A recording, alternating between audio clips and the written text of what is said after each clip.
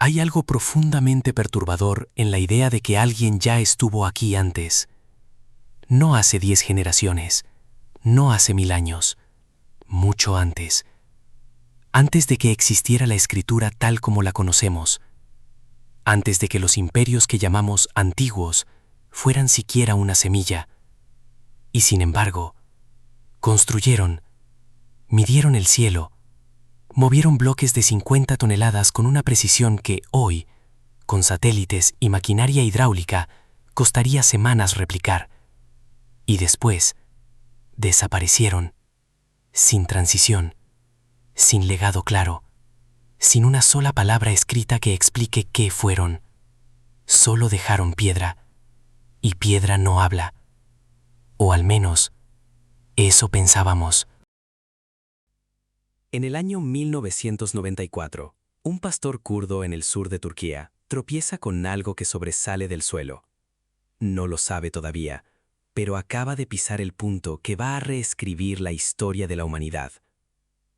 Lo que ese hombre encontró, y lo que el arqueólogo Klaus Schmidt comenzó a desenterrar ese mismo año, tenía 12.000 años de antigüedad. 12.000. Para ponerlo en perspectiva, las pirámides de Giza tienen unos 4.500 años, el Imperio Romano poco más de 2.000, la Revolución Industrial 250. Göbekli Tepe tiene el doble de antigüedad que cualquier estructura monumental que conocíamos. Y no es una aldea, no es un refugio improvisado, es un complejo de templos con columnas en T de hasta 6 metros de altura y 20 toneladas de peso, decoradas con bajorrelieves de animales, zorros, buitres, serpientes, escorpiones, tallados con una precisión que sugiere meses de trabajo especializado. El problema es que según todo lo que sabíamos, en el año 10.000 a.C. no existían sociedades organizadas capaces de hacer esto. Se supone que eran cazadores-recolectores, nómadas, sin jerarquías permanentes, sin excedente alimentario para sostener a trabajadores especializados. Y sin embargo, aquí está. En 2017, una investigación publicada en el Journal of Archaeological Science confirmó que algunas de las tallas no son decorativas, son mapas estelares, representaciones astronómicas codificadas de constelaciones que solo son visibles desde ciertos ángulos y en ciertas épocas del año. Alguien, hace 12.000 años, estudió el cielo con suficiente detalle como para grabarlo en piedra. Nadie sabe cómo se llamaban, nadie sabe qué lengua hablaban, nadie sabe exactamente cuántos eran. Y en algún momento, entre el año 8000 y el 8500 a.C., tomaron una decisión extraña. Enterraron el complejo deliberadamente. No fue destruido por un enemigo, no fue abandonado por hambre o guerra. Los arqueólogos confirmaron que el relleno fue intencional. Toneladas de tierra y escombros colocados cuidadosamente para sellarlo. ¿Por qué alguien entierra algo que tardó generaciones en construir? La explicación nunca llegó. Los constructores de Pumapunku, geometría imposible. A 4.000 metros sobre el nivel del mar, en el altiplano boliviano, hay un lugar donde el viento no para. El oxígeno es un tercio más escaso que al nivel del mar. La temperatura nocturna cae hasta los -20 grados en invierno. El terreno es árido, hostil, casi marciano. Aquí, alguien construyó Pumapunku. No es lo más famoso del yacimiento de Tiwanaku, pero es lo más desconcertante. Los bloques de andesita roja que forman las plataformas pesan entre 100 y 150 toneladas. Las canteras más cercanas de ese material específico están a 90 kilómetros de distancia y al otro lado del lago Titicaca. Pero lo que realmente detiene a los ingenieros no es el peso, es la precisión. En Pumapunku existen bloques con cortes en forma de H e I, como piezas de Lego industriales, con tolerancias de menos de 1 milímetro. Las esquinas son perfectamente rectas. Las superficies están pulidas de una manera que, según análisis publicados en el Journal of Archaeological Anthropology, no corresponde a herramientas de piedra conocidas de la época. Hay ranuras de entre 4 y 8 milímetros de ancho y exactamente 2 centímetros de profundidad, cortadas en línea recta a lo largo de metros de roca dura. Cuando los ingenieros de Boeing visitaron el yacimiento en los años 90, sí, Boeing, Algunos afirmaron que los cortes eran consistentes con herramientas rotativas de alta velocidad. El problema: se estima que Pumapunku tiene entre 1500 y 1800 años de antigüedad. Algunos investigadores apuntan a fechas mucho más antiguas, pero incluso en el escenario más conservador, no debería existir maquinaria rotativa de precisión. La civilización Tiwanaku desapareció alrededor del año 1000 después de Cristo. No hubo conquista conocida. No hay crónicas de invasión. Simplemente se fueron. Las teorías sobre el colapso varían: sequía prolongada, conflicto interno, migración. Pero ninguna explica por qué una cultura capaz de esa arquitectura no dejó ni un solo escrito, ni un solo plano, ni una sola herramienta que correspondiera a la obra que construyeron. Lo que encontraron los primeros arqueólogos españoles en el siglo XVI fueron ruinas. Nadie que recordara haberlas construido, nadie que supiera para qué servían. Permanece inexplorado en un sentido muy literal. El 90% del yacimiento está todavía bajo tierra. La tecnología para excavarlo existe. La financiación, no. La Esfinge. Una edad que nadie quiere aceptar.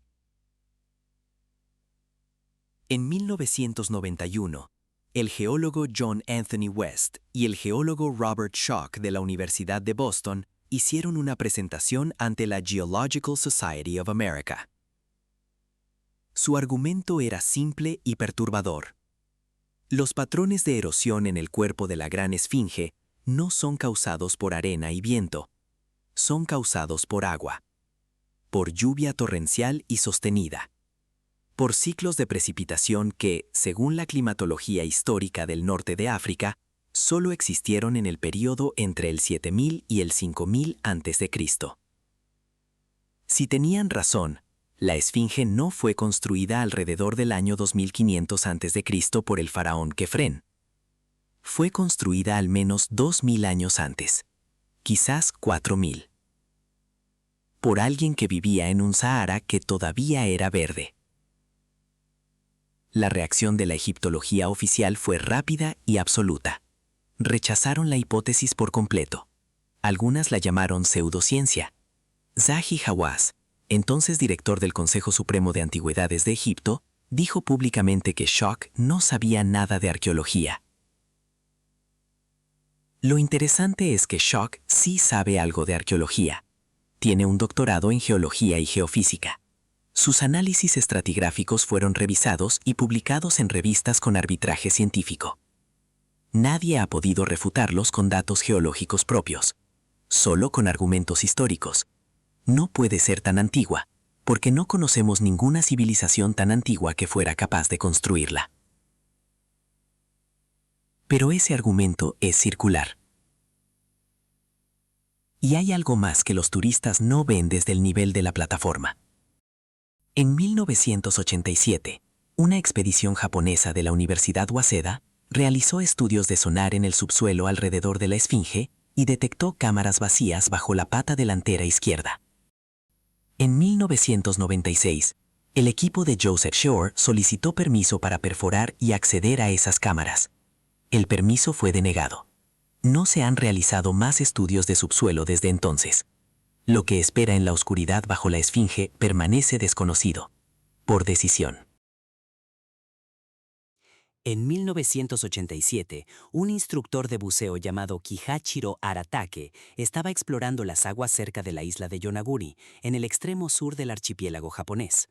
Lo que encontró a 27 metros de profundidad dejó a la comunidad científica dividida durante décadas.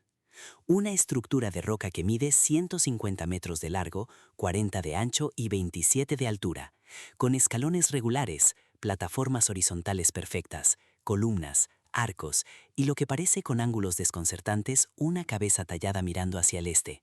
La pregunta inmediata fue, ¿es natural o artificial? Los geólogos japoneses que la estudiaron en los años 90 se dividieron exactamente por la mitad. Los que decían que era natural argumentaban que la roca de arenisca local se fractura en ángulos rectos naturalmente.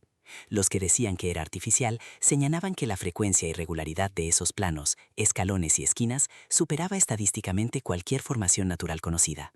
Masaaki Kimura, profesor de geología marina de la Universidad de las Ryukyu, pasó más de 15 años buceando en el monumento. En 2007 publicó su análisis final, artificial, construido hace al menos 5.000 años por una civilización desconocida. El argumento más silenciador que nadie ha sabido contestar es este. El nivel del mar en esa zona hace 10.000 años era exactamente donde está ahora la cima de la estructura. Lo que hoy está a 27 metros de profundidad estaba al nivel de la tierra firme hace 10 milenios. Si es artificial, fue construida antes de que el mar la cubriera, lo que significa que alguien construyó algo parecido a una pirámide escalonada en el Pacífico Occidental hace 10.000 años. El gobierno japonés nunca ha financiado una excavación formal. La estructura permanece sellada bajo el agua y bajo el silencio. Los mapas que no deberían existir. En 1929, en el Palacio de Topkapı en Estambul, un bibliotecario encuentra un mapa doblado entre documentos otomanos del siglo XVI. El mapa fue dibujado por un almirante turco llamado Piri Reis en el año 1513. Piri Reis indica en el propio mapa que lo compiló usando docenas de mapas fuente más antiguos, algunos de los cuales, dice, provenían de la Biblioteca de Alejandría. El mapa muestra con notable precisión las costas de Europa, África y el este de América del Sur. Pero hay algo más. En la parte inferior del mapa aparece una costa que, en 1513, ningún europeo había visto jamás. Una línea costera continua que corre hacia el este y que, cuando se superpone sobre mapas modernos, corresponde geográficamente a la costa de la Antártida. La Antártida no fue descubierta oficialmente hasta 1820, 307 años después de que Piri Reis dibujara ese mapa. Pero hay un detalle que lo hace todavía más perturbador. La costa antártica que aparece en el mapa de Piri Reis no es la Antártida tal como la conocemos hoy, cubierta por kilómetros de hielo. Es la costa subglacial, la topografía de la roca bajo el hielo. Un mapa que no pudo completarse hasta 1958, cuando el Año Geofísico Internacional utilizó sísmica de reflexión para mapear el terreno bajo el casquete polar. Charles Hapgood, profesor de Historia de la Ciencia en el Keene State College, presentó este análisis en 1966 y lo envió al Departamento de Cartografía de la Fuerza Aérea de Estados Unidos para su verificación técnica. La respuesta del comandante Harold Z. Olmeyer, con fecha del 6 de julio de 1960, confirmaba que la costa representada en el mapa correspondía efectivamente a la topografía subglacial con una precisión notable. Añadía que no podía explicar cómo ese conocimiento era posible. La carta existe. Está archivada. Nadie ha publicado una refutación técnica satisfactoria. Declinaron hacer más comentarios. Sacsayhuamán, la muralla que desafía la física. A 3.700 metros sobre el nivel del mar, en los Andes peruanos, hay una muralla. No una muralla cualquiera. Los bloques que la forman pesan entre 80 y 320 toneladas. El bloque más pesado identificado supera las 360 toneladas. Para comparar, la grúa de construcción más potente disponible comercialmente hoy puede levantar aproximadamente 1.200 toneladas bajo condiciones ideales. Pero instalarla, operarla y maniobrarla en la ladera de una montaña, a 3.800 metros de altitud, es un proyecto de ingeniería que requeriría meses de preparación. Los incas no tenían rueda. No tenían animales de tiro capaces de mover ese peso. No tenían hierro. Y sin embargo, los bloques encajan entre sí con una precisión de décimas de milímetro. Sin mortero. Con formas irregulares, poliédricas, que se ajustan como piezas de un puzzle de 3 dimensiones. Cuando un terremoto golpeó Cusco en 1950, los edificios coloniales españoles construidos encima y alrededor de las ruinas incas se derrumbaron. Las murallas de Sacsayhuamán permanecieron intactas. Los propios cronistas españoles del siglo XVI admitieron por escrito que no podían entender cómo había sido construido. Pedro Cieza de León escribió en 1553: «No alcanza el entendimiento cómo tantas y tan grandes piedras fueron subidas a este lugar». Lo que es más perturbador, los propios incas, cuando los españoles les preguntaron, dijeron que no lo habían construido ellos. Dijeron que lo habían construido los Viracocha, los dioses blancos barbudos que llegaron antes que ellos. Y aquí la narrativa oficial enfrenta un problema silencioso. Si los incas no lo construyeron, y los incas eran la civilización más avanzada de Sudamérica en ese momento, ¿quién lo construyó?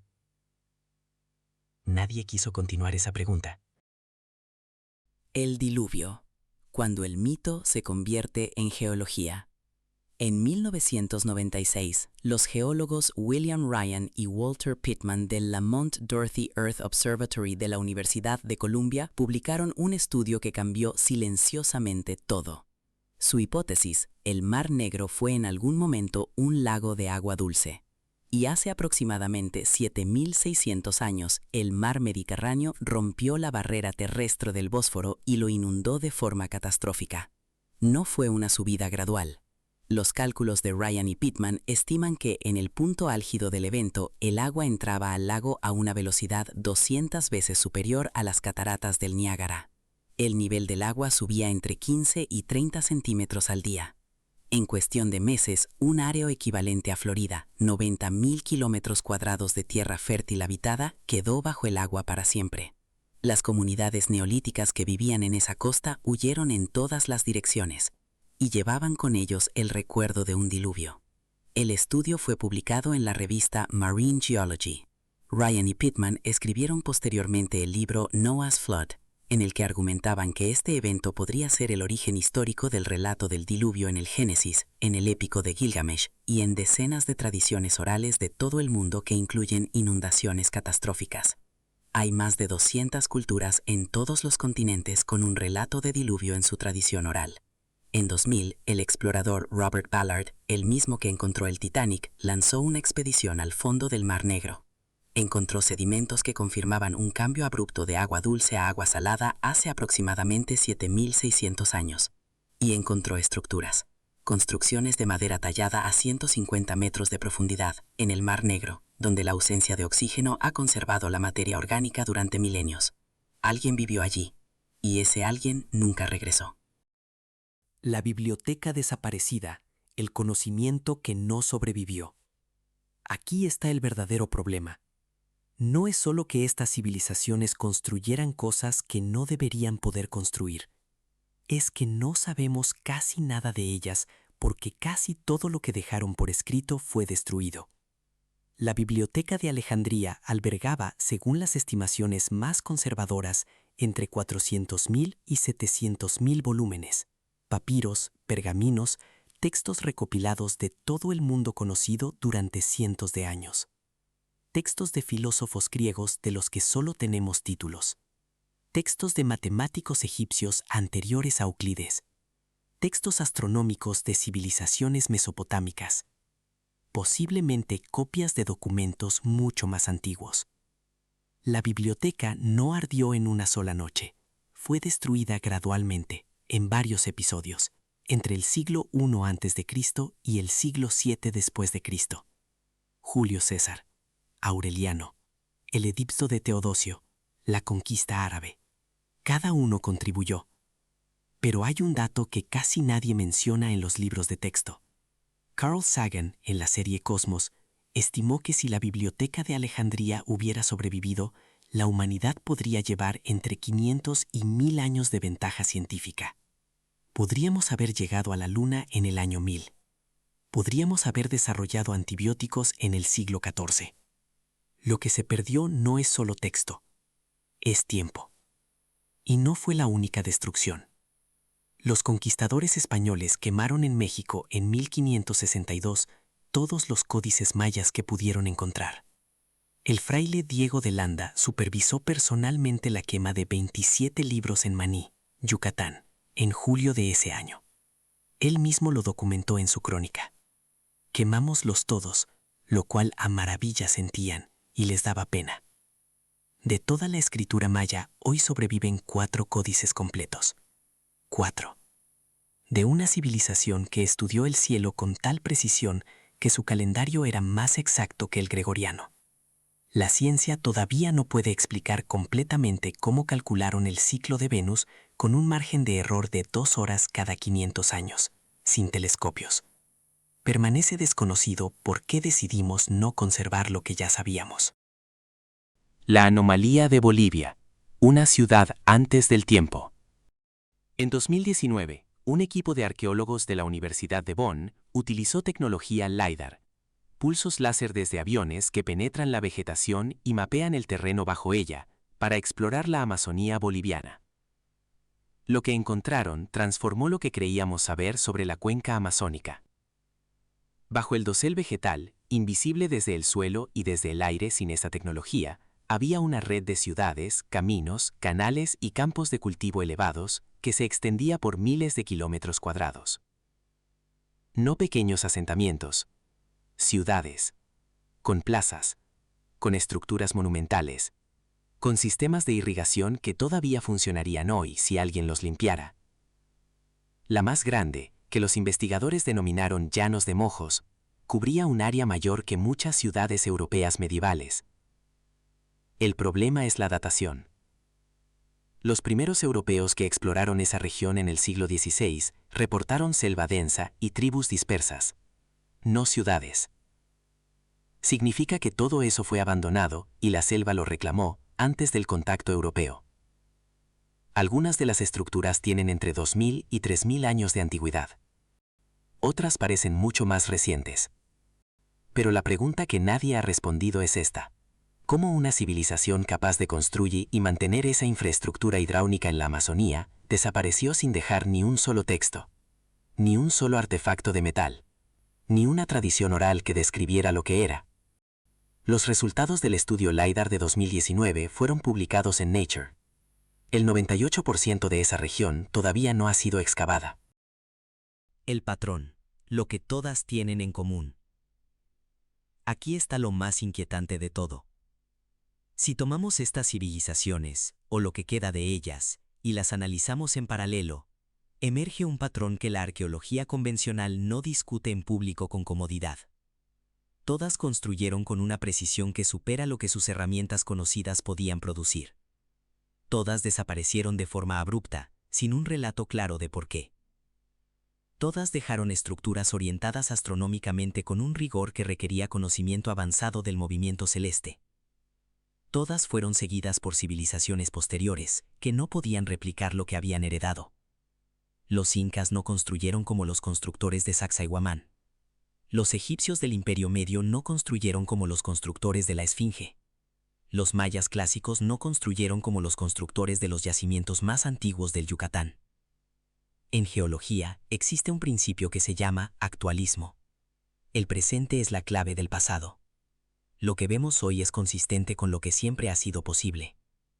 Pero ese principio tiene un límite silencioso. Asume que no hubo interrupciones catastróficas. Y hay evidencia creciente de que sí las hubo. El evento Younger Dryas, hace aproximadamente 12.900 años, fue una interrupción climática brutal. En cuestión de décadas, el hemisferio norte pasó de temperaturas similares a las actuales a una glaciación parcial. Luego, hace 11.700 años, salió de ella igual de abruptamente. En 2018, un estudio publicado en Science Advances analizó muestras de sedimento de Siria, Chile, Estados Unidos y Sudáfrica. Todas mostraban la misma firma química: platino, nanodiamantes y microesferitas fundidas. La huella de un impacto cósmico o una lluvia de fragmentos extraterrestres. Justo en el momento en que Göbekli Tepe comenzaba a construirse. Justo en el momento en que el nivel del mar subía de forma acelerada en todo el mundo. Justo en el momento en que, si hubiera existido algo antes, habría desaparecido. La hipótesis de que hubo una civilización avanzada antes del Younger Dryas no es fringe science. Es una pregunta que varios geólogos, climatólogos y astrofísicos están haciendo en revistas con arbitraje científico. La respuesta todavía no ha llegado. Y lo que resulta más extraño es que tampoco hay urgencia institucional en encontrarla. En este momento, hay sondas espaciales que viajan más allá de la heliopausa. Hay telescopios que fotografían galaxias a 13 millones de años luz. Hay rovers que analizan el suelo de Marte en busca de trazas de vida microbiana. Invertimos miles de millones de dólares al año en mirar hacia afuera. Y mientras tanto, el 98% de la Amazonía no ha sido excavado. El fondo del Mar Negro guarda estructuras de madera a 150 metros de profundidad que nadie ha vuelto a visitar desde el año 2000. Las cámaras bajo la Esfinge permanecen selladas por decreto administrativo. Pumapunku sigue en su 90% bajo tierra. Y cada año, en algún lugar del planeta, alguien con LIDAR, o con sonar, o con georradar, encuentra algo que no debería estar ahí. Algo más grande de lo esperado, algo más preciso de lo posible, algo más antiguo de lo permitido por la narrativa que hemos construido sobre nosotros mismos. Quizás el problema no es que no tengamos respuestas. Quizás el problema es que estamos haciendo las preguntas en la dirección equivocada. La arqueología busca el origen del primer Homo sapiens cognitivamente moderno, y lo sitúa hace unos 300.000 años. Pero cognitivamente moderno no significa lo mismo que civilizacionalmente activo. Entre esos 300.000 años y los 5.000 que llamamos historia documentada, hay un abismo de 295.000 años. En ese abismo caben muchas cosas. Puede que nada de esto sea lo que parece. Puede que todo tenga una explicación convencional que simplemente no conocemos todavía. Pero hay una pregunta que ningún arqueólogo, ningún geólogo, ningún historiador ha respondido de forma completamente satisfactoria. Si la humanidad es capaz de construir civilizaciones complejas en 1000 años, como demostró Roma, como demostró China, como demostró el Islam medieval, ¿qué construyó en los 295.000 años anteriores? Y si construyó algo, ¿dónde está?